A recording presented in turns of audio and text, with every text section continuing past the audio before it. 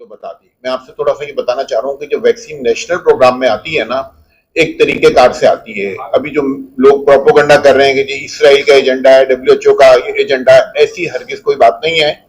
हमारे यहाँ एक कमेटी है, national immunisation technical advisory group. ये माहिरीन का एक ग्रुप है, ये इंडिपेंडेंट बॉडी है और इसमें तमाम माहिरीन हैं, बच्चों के डॉक्टर हैं, गायनी के डॉक्टर हैं, फिजिशियंस हैं, एपिडेमियोलॉजिस्ट हैं, वायरोलॉजिस्ट हैं। निगाह रखती है कि हमारे चारों तरफ क्या हो रहा है और हमें क्या करना चाहिए। ये वैक्सीन पहले बहुत महंगी थी, $3 थी, मिलती नहीं थी। अब जब वैक्सीन की कीमत कदरे कम हुई तो ये नाइटेक के सामने ये मामला आया और इस कमेटी ने तकरीबन साल 1.5 साल तक गौर गौस के बाद जो वैक्सीन सिंगल डोज वैक्सीन है, पहले डबल डोज वैक्सीन होती थी, उसका हमें पता हमारे लोग एक डोज के बाद दूसरी डोज भूल जाएंगे, लेकिन रिसर्च से पता चला कि अब सिंगल डोज वैक्सीन बन रही है, इतनी अच्छी बन रही है कि उससे एक डोज से ही इम्यूनिटी पैदा हो जाती है। तो माहिरीन के कमेटी ने, जिस पर हुकूमत का कोई किसी किस्म का असर नहीं था, उसने ये फैसला किया है कि वैक्सीन पाकिस्तान के नेशनल इम्यूनाइजेशन प्रोग्राम में शामिल होनी चाहिए।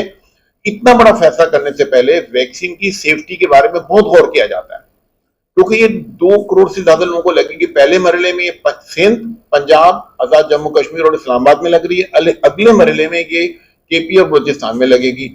इतना बड़ा फैसला करना कि करोड़ों बच्चों, पहले मरहले में 1.5 करोड़ 1,40,00,000 बच्चों को लग रही है, सिंध में 41 लाख बच्चों को लग रही है। अगर वैक्सीन का कोई भी ऐसा साइड इफेक्ट हो, जिससे कोई परेशानी हो या साइड आउट सीरियस हो, ये कमेटी कैसे फैसला कर सकती है? इस कमेटी ने छानबीन पे बगैर किसी किस्म के एजेंडे के, पाकिस्तान के माहिरीन की कमेटी है, हम हरगिज कोई ऐसा फैसला नहीं कर सकते कि जो हमारी बच्चों को नुकसान दे। और ये दिखाने के लिए सिर्फ कि ये वैक्सीन पे पूरा ट्रस्ट है, सबसे पहले मैंने अपने बच्चे को तो इसीलिए लगाई क्योंकि हम ये लाए थे 41 लाख बच्चे भी हमारी अपनी बच्चे हैं, इनकी सेहत की हिफाजत भी हमारी जिम्मेदारी है। लोगों को बहुत सारे ऑब्जेक्शन आ रहे हैं कि जी बहुत सारे मसाइल हैं, हुकूमत इनके ऊपर तवज्जो क्यों नहीं दे रही है।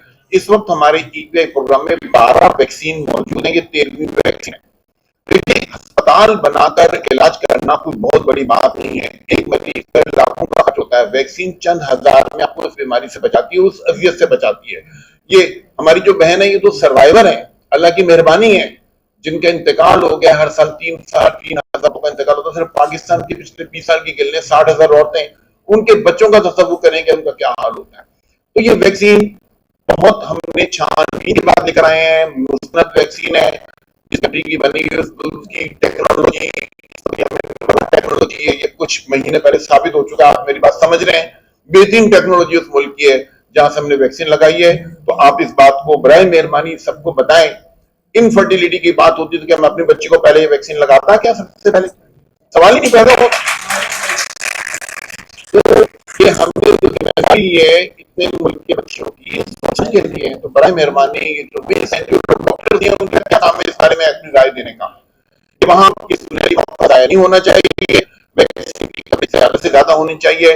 मैडम एक सवाल करते हैं, ये वैक्सीन केपी और होनी आई है, यहाँ क्यों पहले आई है? उसकी वजह ये है कि इन सूबों में वैक्सीन की शरह बेहतर है। इन सूबों में सिंध में मैडम ने तो बहुत अरसा पहले कमिटमेंट की हुई थी कि हम इस वैक्सीन के लिए पैसे देने को तैयार हैं, पैसे पड़ते हैं।